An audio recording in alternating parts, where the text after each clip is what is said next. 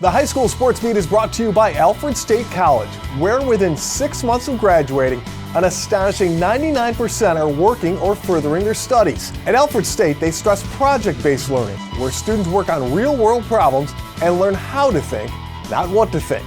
Visit alfredstate.edu. Sports. It's who we are. It's what we do. It's how we roll. It's wins and losses, highs and lows. It's effort, respect, and dedication. The High School Sports Beat. Sports. It's who we are.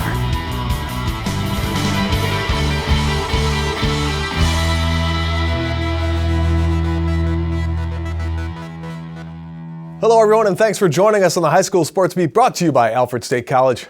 I'm Dave Yates. We begin our look at the best of the spring sports season in Section 5 this week with our opening story, brought to you by Sticky Lips Barbecue and Juke Joint. Sticky Lips Barbecue Juke Joint, New York State's largest barbecue restaurant right here in Rochester. See our menu and live music calendar at StickyLipsBBQ.com. Sticky Lips BBQ, Jefferson Road in Henrietta. Rochester weather can make for a difficult spring, and the annual Victor Lax Fest was not immune, but they were not deterred. The lacrosse community shines bright even when the skies are dark. Here's our story from early May.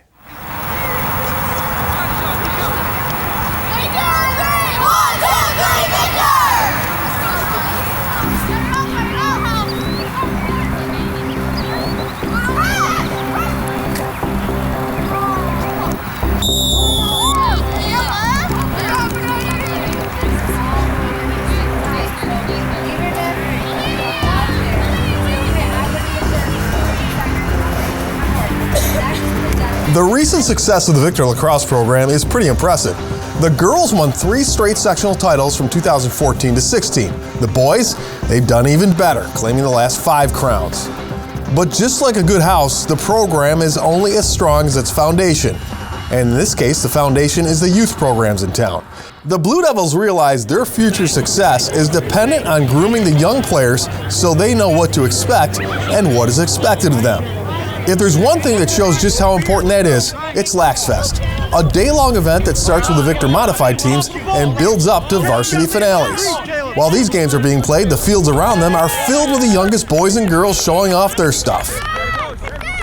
Well, usually. This year, the swamp-like conditions on the fields surrounding them meant no youth participants, but it didn't put a damper on the day. We're really excited to get all of our teams together, from boys and girls youth all the way up to varsity, modified JV. It's just a great way to get us all together and celebrate this great game of lacrosse. We're excited. When you have teams playing from, these kids have been here as a kindergarten, all right? So we have guys on this team who have been playing 8 years of lacrosse already, 8 and 9 years already, and all the way through. So they've always come to the games, they've always supported each other, and it's a great event. If they were here right now, you would see all those fields covered right now. We have about 5 different teams at the youth level at K through 2, another 5 at 3-4, and then we have the 5-6 group. On top of that, all the way up to varsity, and then you double that because all the girls play too. And I know I'm on the guys' side, but I mean the girls. It's an incredible event. I know quite a few coaches from other districts, other areas, communities. They come here and they're just amazed when you can't find a parking space on a typical day. Having the younger players come to the high school campus and use the facilities is just a way of life here. By the time they are taking the field for the Blue Devils, they already feel that home field advantage. All of our youth programs are our feeders, and this campus is the home base for all of our youth programs. So we're advocating for those young kids to be here on campus and to see our varsity athletes during their practices as well. So it's essential, to have all those the youth programs here on campus, to hear from me and from our varsity coaches and our varsity athletes. It's not just the kids on the field that make this event so special. Its reach is much greater, impacting much of the community as a whole.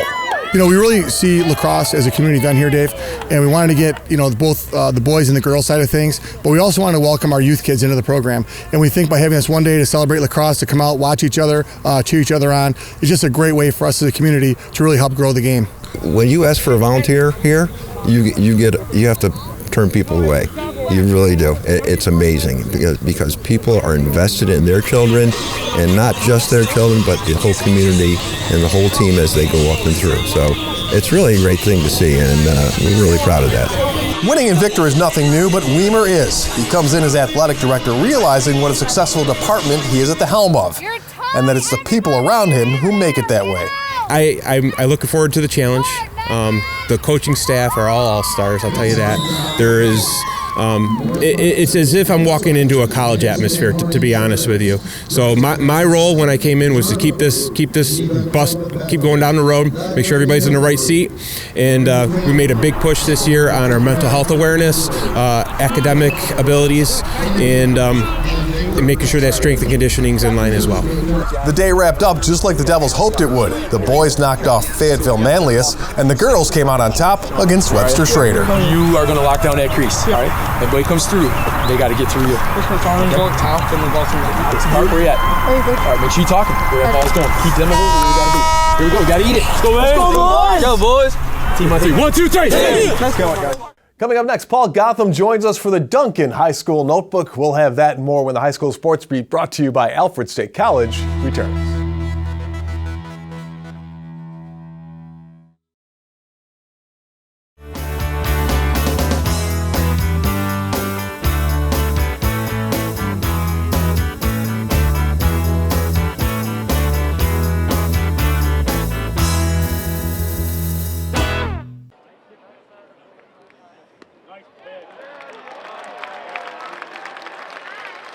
Power up with Dunkin's protein-filled Power Breakfast Sandwich and Egg White Bowl.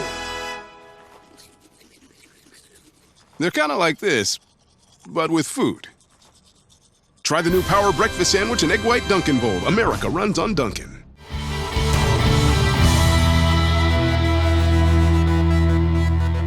Hello, everybody, and welcome once again to the High School Sports Beat, brought to you by Alfred State College. I'm Dave Yates. It is time now for the High School Notebook, brought to you by Dunkin'. America runs on Dunkin'. We are joined, as always, by Paul Gotham from PickandSplinters.com. And Paul, tell us what's on the website right now. Regional coverage for baseball. We'll have John LeConge, Donnie Moffitt, Billy Hain, and myself out at all those games as Section 5 takes on Section 6, looking to qualify and move on to Binghamton for the state semifinals. Paul, this time of year, of course, it's baseball finals, but there was some hardware handed out at one of the events going on before the tournament itself. Yeah, it was great to be invited to the Section 5 Finals Brunch, the annual event, or they've tried to make it an annual event.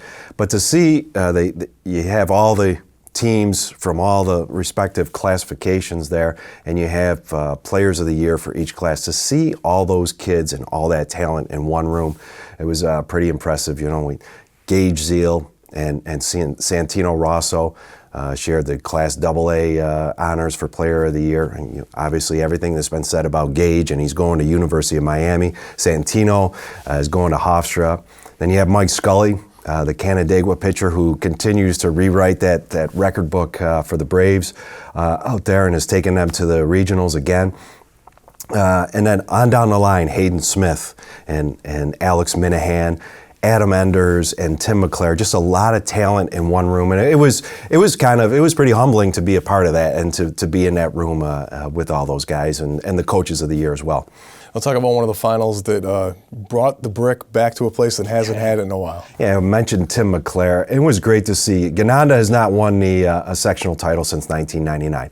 Bill McClare is the coach. Tim McClare, the son, is the star. Tim McClare goes a complete game.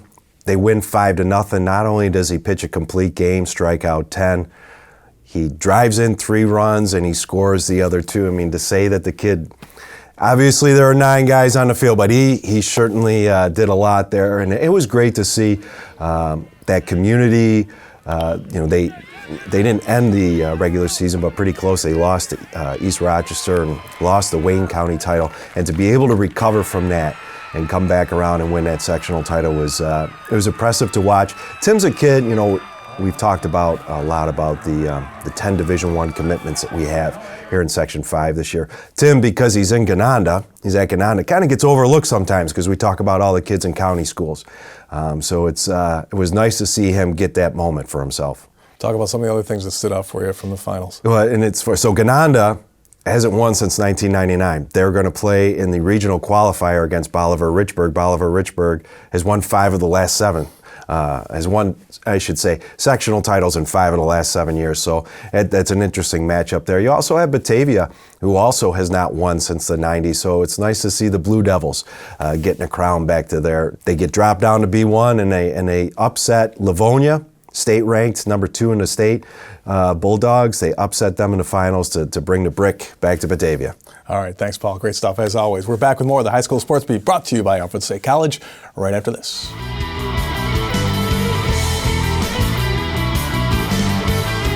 Coming up next, the Making the Grade nominee with Kyle O'Gara, and later celebrating women in sports at Frontier Field. We'll have that story when the High School Sports Beat, brought to you by Alfred State College, continues.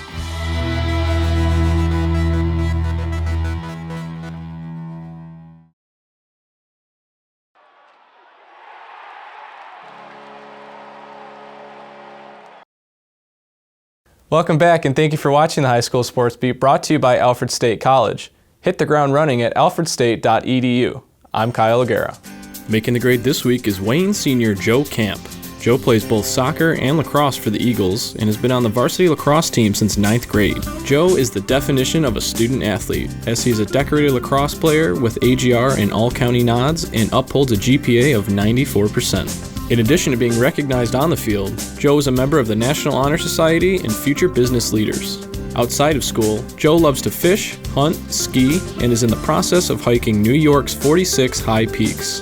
This week, Joe Camp is making the grade. If you have a student in mind for our Making the Grade segment, we want your nominations. Send them into info@classywolf.com. And now here's Dave with the McArdle Section 5 Spotlight. Thanks, Kyle. Here are some of the athletes, teams, and coaches making news in this week's Section 5 Spotlight, brought to you by McArdles in Fairport. Come home to McArdles. Section 5 continued its dominance over Section 6 in the Lacrosse Far West Regionals. For the girls, Pittsford, Canandaigua, HFL, and Palmac were all victorious, and the girls of Section 5 are now 67-1 against Section 6. For the boys, Fairport, Victor, and Penn Yan all picked up wins for Section 5. And Geneva's Ryan Fishback is your 2019 Boys Tennis State Champ, winning the title this year after finishing last year as runner-up. Well, coming up next, it's Women's Day at Frontier Field with Mercy Softball. We'll have that story when the High School Sports Beat, brought to you by Alfred State College, returns.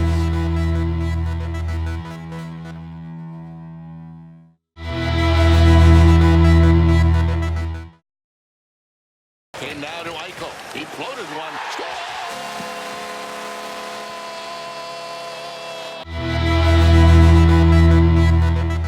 Welcome back, and thanks once again for joining us on the High School Sports Beat, brought to you by Alfred State College.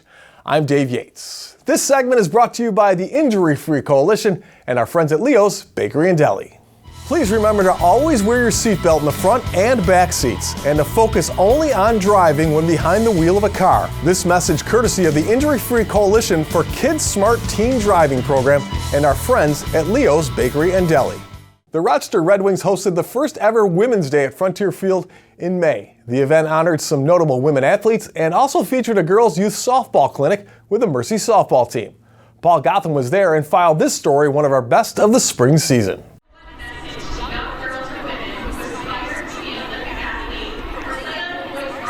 What started as an intern's idea culminated with a roundtable of international athletes discussing their careers at Frontier Field. Along the way, a Little League field was refurbished and a youth softball clinic took place. Alright, so make sure you get set and you're nice and still before you start. Rochester Red Wings hosted Women in Sports Night on May 10th. Former U.S. women's soccer star Christine Lilly was in attendance, along with U.S. national softball star Janie Reed and Alana Scardino, the East High graduate and former member of the school's football team whose suggestions started the event.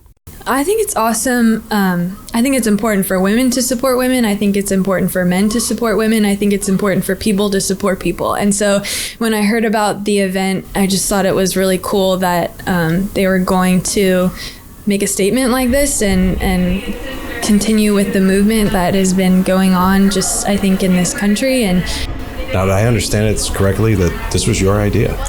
Yes, it was. As working as a sales intern under Bob Craig, and also a promotions intern with Tim Doohan last summer, I had the opportunity to think of a promotional night, and this is what I came up with. I felt super honored the whole time, and just all the credit to Alana of coming up with that idea and making it happen. I admire her so much. 10 days earlier, the Wings staff gathered at Tryon Park as part of the MILB Project Refresh to get the Eastside Little League field ready for the upcoming season.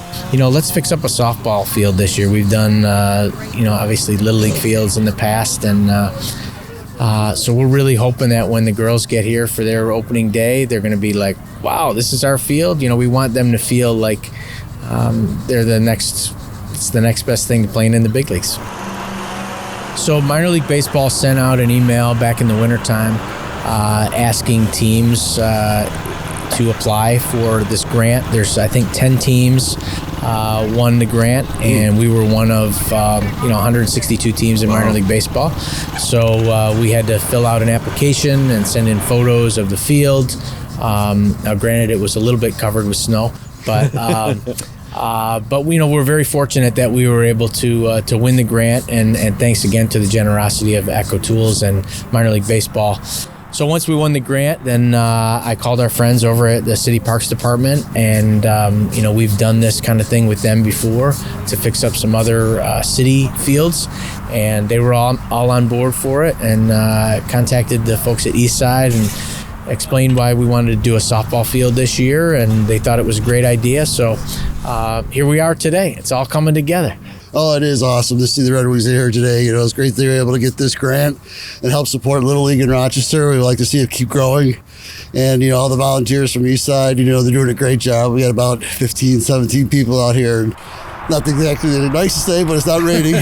But we get a lot of work done. So, being from the city myself, having lived in the city the last 25 years, this is just an opportunity at Tryon Park through Eastside Little League, which is an all-volunteer organization. Although it's on city land, everything that's there has been done by volunteers and paid for by the volunteers and their fundraising efforts. All part of giving back to the community and helping promote youth sports. It's great. I know a while ago there were a lot of fields that were not in the best shape, and to have them improving and being able to have better conditions for girls especially, and just it's a fun experience and everything. Yeah. Well, it's just been awesome. Whenever you have an opportunity to help out the community, and with Dan Mason, with him being the one responsible for most of this, really for us to show up is the easy part, but spend time with the kids in the community and the support we got through the foundation to help at Tryon Park or Eastside, is just an awesome day. And, tonight, for my girls at Mercy High School, took them out here and spent time in the community to show young girls just a bit about softball is awesome. Rainy weather didn't put a damper on the pregame clinic. When you're out there on the field running the clinic, did you see any of yourself with any of the girls who were out there? Yeah, especially the little ones that are very thoughtful about their process. That was always me, need to focus and do everything perfectly. So it's always fun. I love working with the little ones and just letting them have fun on the field and encouraging them and building them up. There's so many tough little girls who are just going to be such awesome athletes. I just want them to all keep playing. I want them to know that they can keep playing. Nobody can tell them no, that sport isn't for them. Nobody can tell them that a single sport isn't for them. I don't know. I just see a whole bunch of girls that know that they can do anything, so it's great. Local youth softball players came out in droves to get help from Reed, as well as Mercy softball players. Yeah, it was a lot of fun, meeting all those little kids, and I was there in their shoes at one point, so it's nice to be able to influence young kids coming from this area, and obviously it's a beautiful field, so. It's unbelievable. Just seeing all the girls, seeing Brighton softball. I used to play Brighton softball, and seeing, growing up with the sport, it's just crazy to see all ages learning to love the same sport, and women in sports. It's just a great thing that the Red Wings are doing tonight. Women in Sports Night 2019. An event to remember. It's incredible. So actually, I'm looking into going into sports after college, and there's so few roles like women in sports and inspiring women. So seeing the USA softball team and stuff, like helping us out with the clinic, and it's just it's great. But yeah, it was an amazing feeling hearing that everybody was supportive of it. Everybody thought it was a great idea. Definitely super grateful that they trusted the idea and they wanted to go forward with it. From Frontier Field in downtown Rochester, this is Paul Gotham with the High School Sports Beat, brought to you by Alfred State College.